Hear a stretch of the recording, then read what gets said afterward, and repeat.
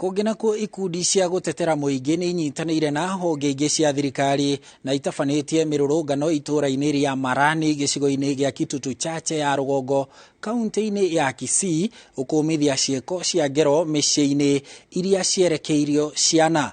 Atongoria a mũrũrũngano ũyũ maugĩte nĩ ũndũ wa kĩeha kuona ngero ici irongerereka o gwakĩa ica ikuhĩ arĩ kũrĩa kahĩĩ ka mĩaka 3 kerĩga gũkũrwo maitho nĩ andũ matoĩkaine.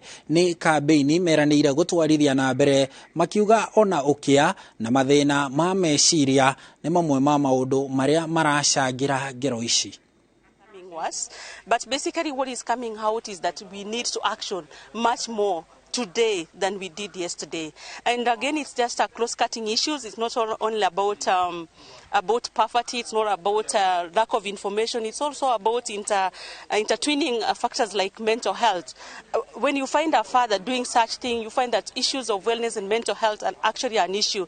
And that's why we say that actually this discussion has to start at the family unit. That's where there is a father, there is a mother, there is brothers and sisters. Most of these violences we are talking about, they're not done by people who are not known to the victims. There are people well known to the victim.